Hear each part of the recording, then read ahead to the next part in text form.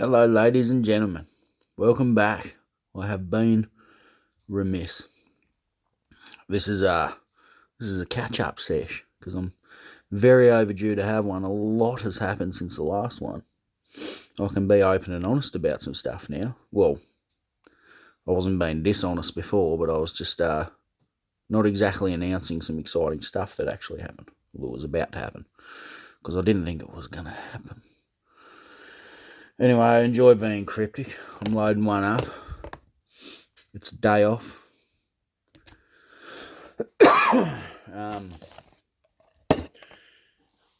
Let's go back to the start of February.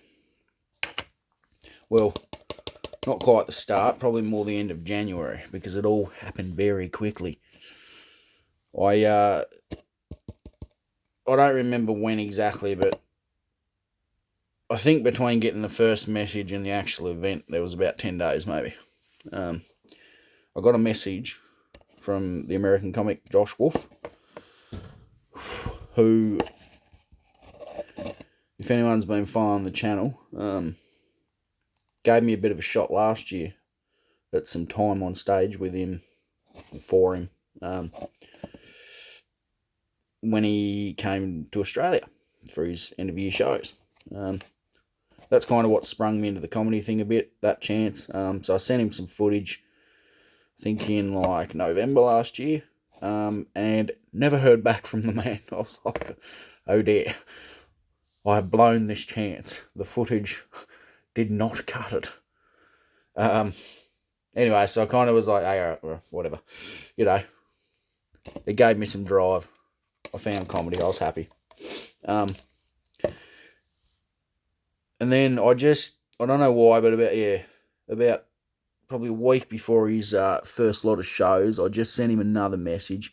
I didn't want to be a pest, but I just said, hey mate, taking it, it's a no on the footage, thanks anyway, wish you all the best, and I'll see you at your show, because I was planning on going to his Melbourne one. So a few days slipped by, and then I randomly, probably the one time I'm not fucking glued to the phone, as we all are, I get back to my phone, I'm quite medicated, and I look at it, and there's two messages from Josh Wolf. One saying, come on through to Melbourne. And I was, like, my head kind of exploded. The immediate message after that was like, oh, nope, hang on. Promoter's got an issue. They already got someone in. Any other shows suit you at all? Well, any of them, mate. But, Brisbane would be cool. That's what I said back. So then he got back to me and said, yep, come on through to Brisbane. So that gave me about 10 days, I think, to get ready. And that's what I did. I got ready. Didn't really talk much with Josh. It was all, see you there, basically. Like, I want to be totally clear from the get-go too, this wasn't a paid spot. This was a shot he gave, a random on the internet. Like, I'm not trying to ride coattails here or anything like that, but it was fucking cool, what happened. And, I was excited. I think the closer I got to the event too, the more I just started to relax, weirdly enough. But anyway, I flew up there. The old man, thank God, paid for me to get up there, which was lovely of him. He was happy to put me on a plane because he never had the chance to do it much when I was a kid. He said that, and he didn't even want me to pay it back. He just said, here you go. He said, this is my gift to you. So that was lovely. That took the stress out of, like, going to. I didn't feel like it was a financial burden. It really was a fucking holiday, like, because I haven't been anywhere since I was about 21, I reckon. And that was probably in Melbourne. Yeah.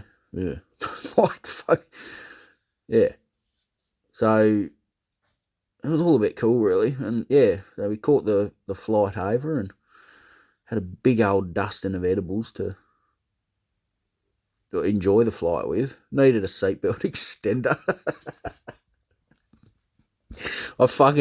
I just saw it, like, that's the thing about being a fat man. You're always thinking ahead. And I think just needed it, to be fair. I've lost a little bit of weight recently. Then I think I chucked it back on, as it happens. But I ramble. So, yeah, got up there. Wasn't really talking a whole lot with him the whole time. But anyway, I got to Fortitude Valley.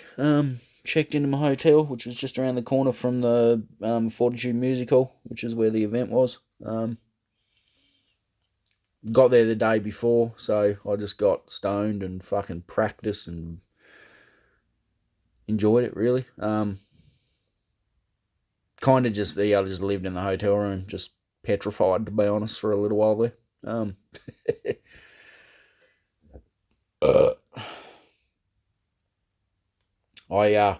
The second, the first day was okay. I sort of got there, settled in. They let me in early. Got some takeout and got a bit more stoned, and by the way, managed to get all my medical stuff fine through the airport. Just phoned ahead, did all the right things. Told them straight up what I was coming on board with, and they were happy for it to occur. I don't know, I was fucking surprised I didn't even get pinged normally I do get bomb and drug tested, but I didn't this time. But I had phoned ahead to the airline, and they'd informed security, so I don't know, maybe that's why I just got ushered through sort of quickly with it, but that was all good. So, got up there, second day arrived, and that's when things started to go a bit south in the anxiety department. Now, this wouldn't be a sesh without a little sidebar here.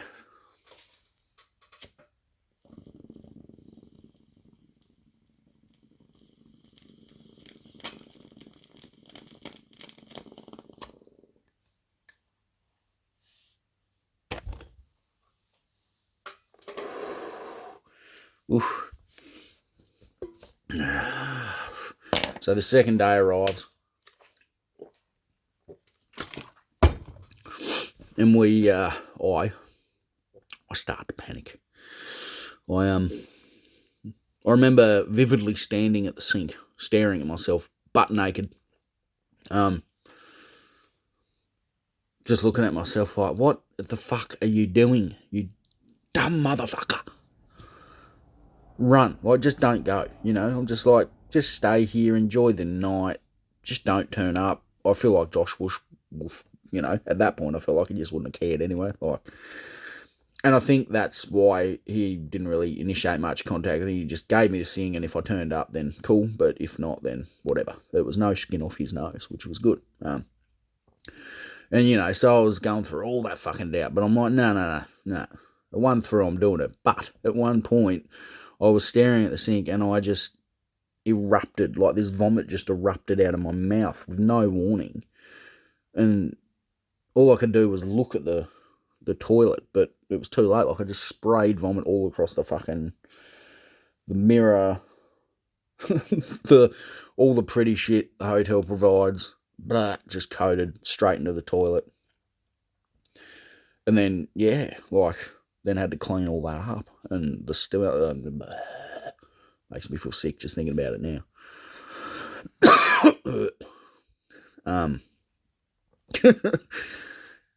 Anyway, but I don't know, but super nervous. But anyway, about 8 showers, hid under the bed for 3 fucking hours, not under the bed, under the covers for 3 hours, dark room, Joey Diaz cranking in the background, just trying to go back to some happy place to bring myself down.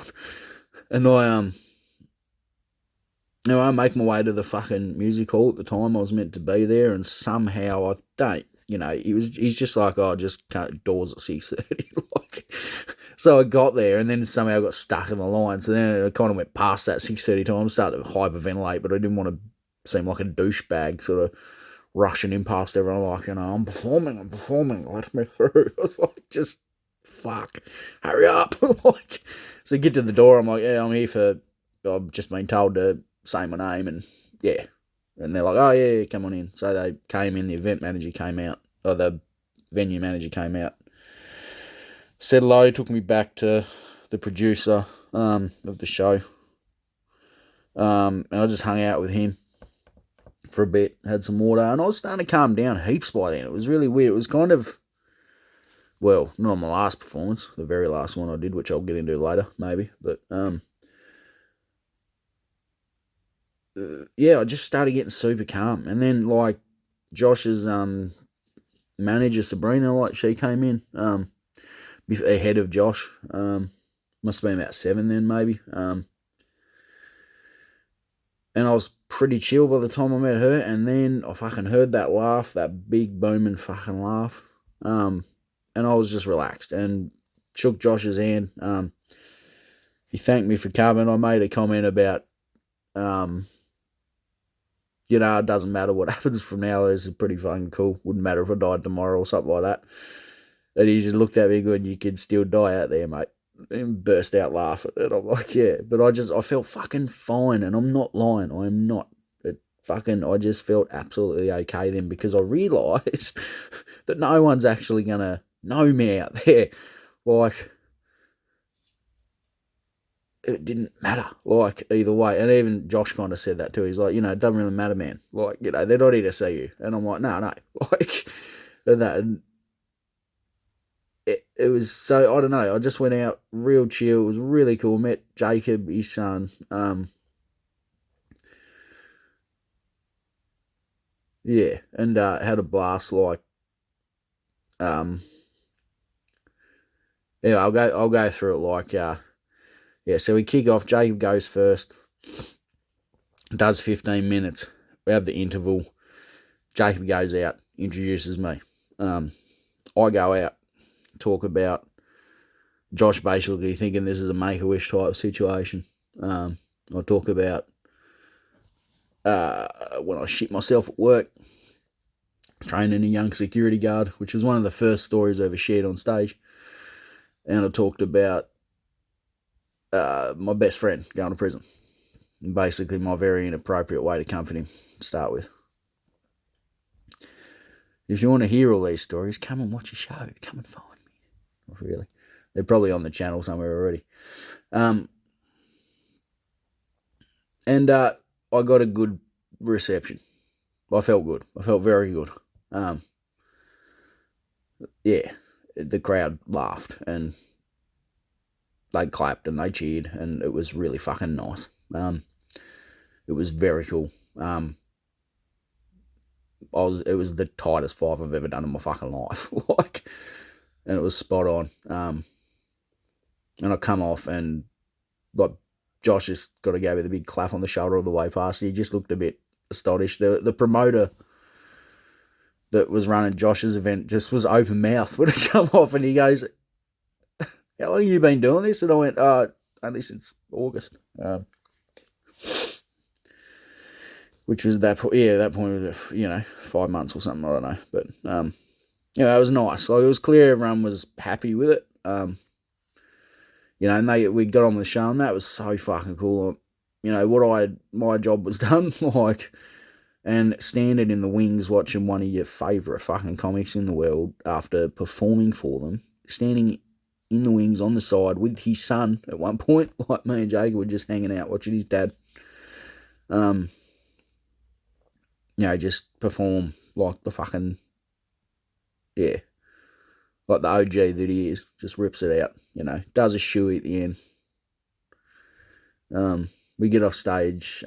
I was ready to clear out, I'm just like, I didn't want to impose at all. Like, I'm like, oh, do you want me to take off? Like, just like, fuck no, come with us, So we went upstairs and got talking, and he just burst out laughing and said, no one expected you to do any well. Which was fucking hilarious. Yeah, thanks. And so he's like, yeah, good job. Everyone was really nice.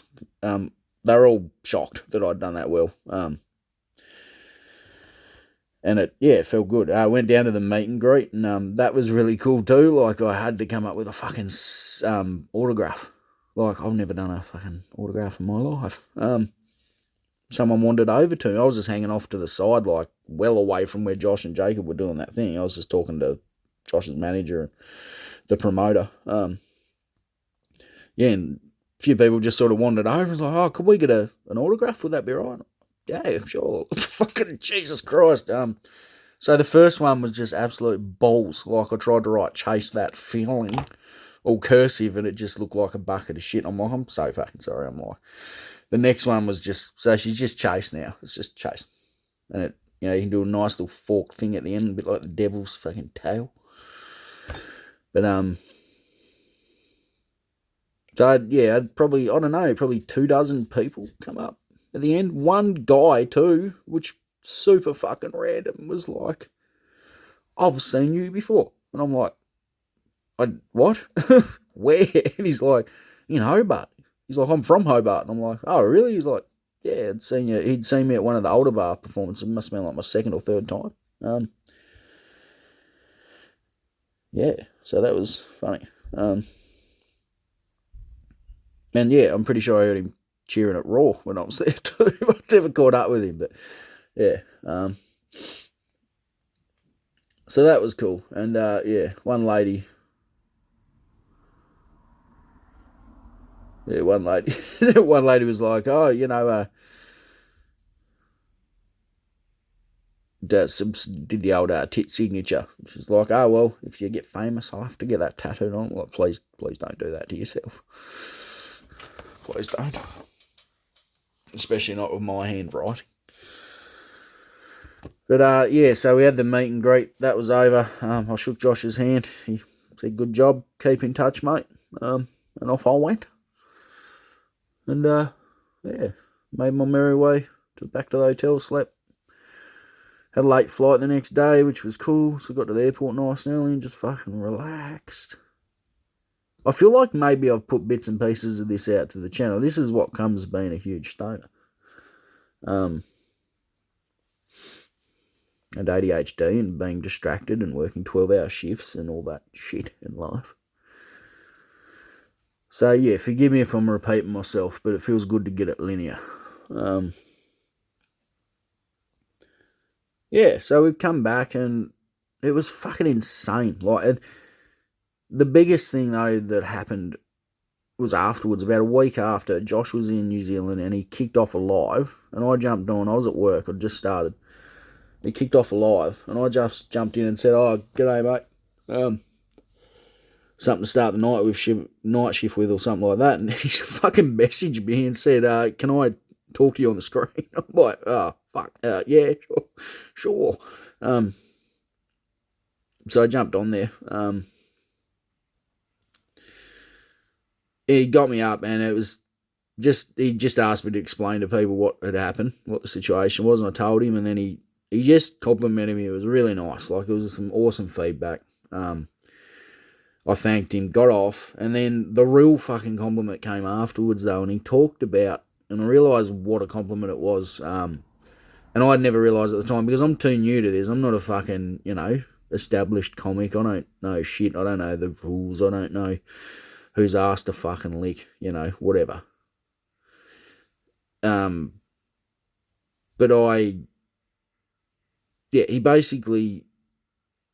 he put this comment out about how I'd come back to a cold room, and that, and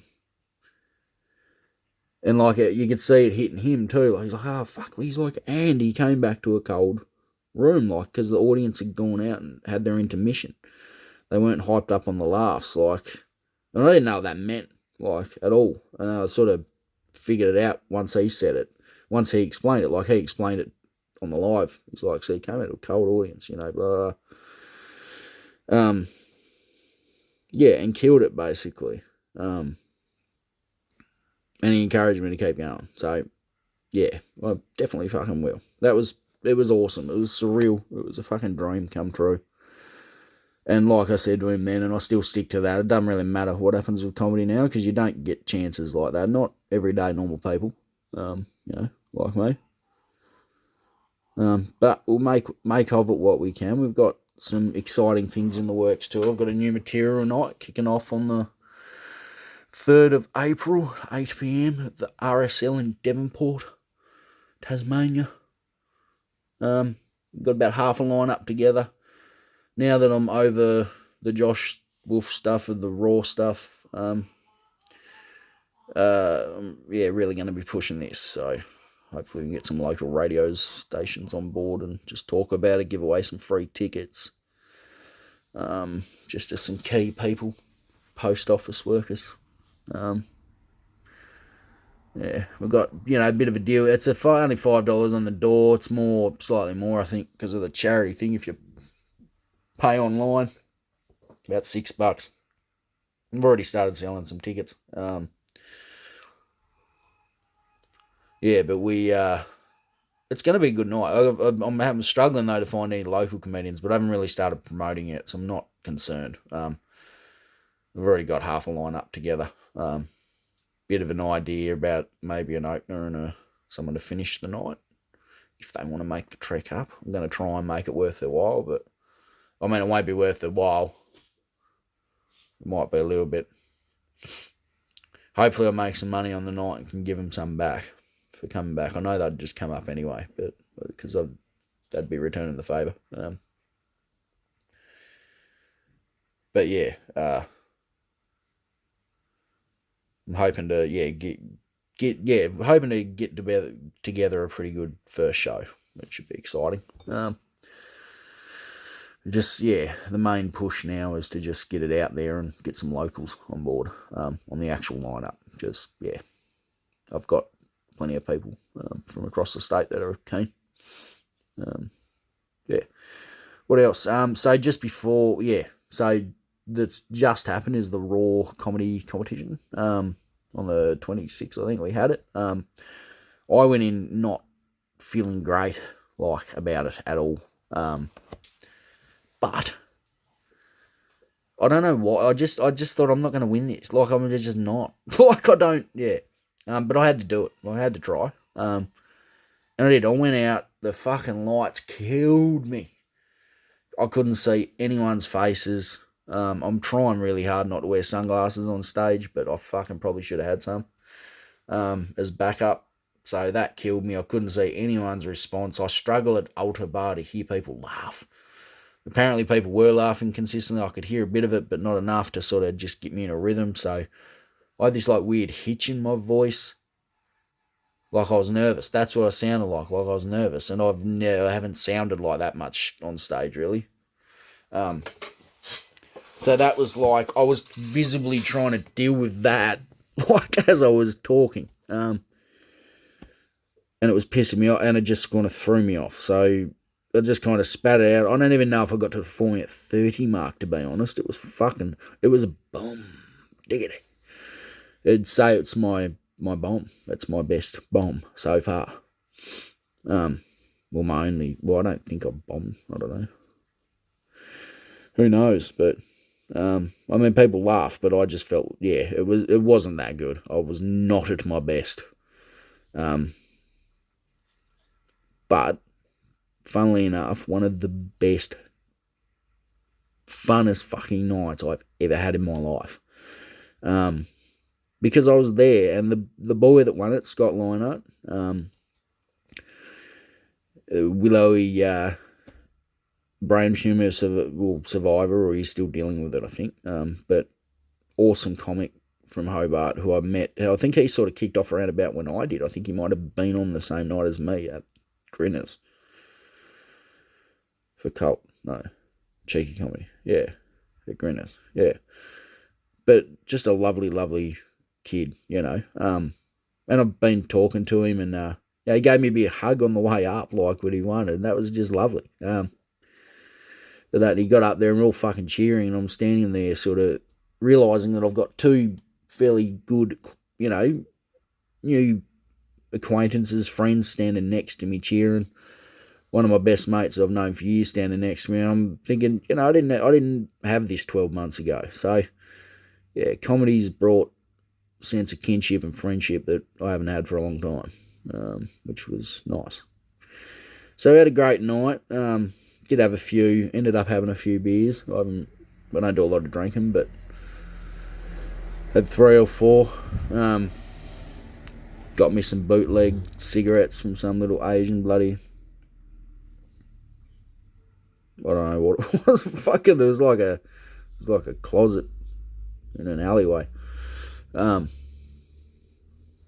and we we had to like Google location this shit, and we just kept walking past it because it was so small. There was a little Asian just sitting behind this desk.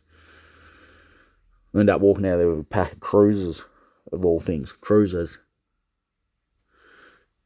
because it was just like bougie wine and sus looking beer. It was a very odd setup. And then asked the man if he sold cigarettes because I felt like one. I hadn't smoked them since, actually I quit 2 days before I went up to Josh Wolf, because I thought I don't want to stink like fucking cigarette and want to be stressed all the time for a cigarette and have to go find a place to have a cigarette, so I just quit. So I hadn't had one until that night. Then I had a few beers, so I was like, fuck it, I'll just buy a packet. But our old mate came through with his little Chinese symbol cigarettes from under the counter, and we had a couple. Went back to my mates and went to bed. And that was it. Yes, big bad Scotty won. I was really happy for him. So he'll be off to represent Tassie at the Melbourne International Comedy Festival, which will be cool. I reckon he'll have a good shot at, and I hope he does. And then if you win that, I think you go to Edinburgh. So that's pretty cool. And I really hope he goes. That'd be sick. He's a really, really good kid. And he makes custom lighters too, which I'm yet to take him up on. But I think that's about caught everyone up. So new material night's happening. That's on board. Hopefully, we just need to get there. Basically, once that happens, if it goes well, then hopefully I can talk either the RSL or maybe other venues into... the other thing was too, we kicked off the comedy brand. Lucid Laughter Production Ventures. Got myself an ABN. We're an official business now, baby. A sole trader right here. So if I can go around and do some little shows, I'm on Gig Me, the app. A couple of promoters in Melbourne kept annoying me to get on there.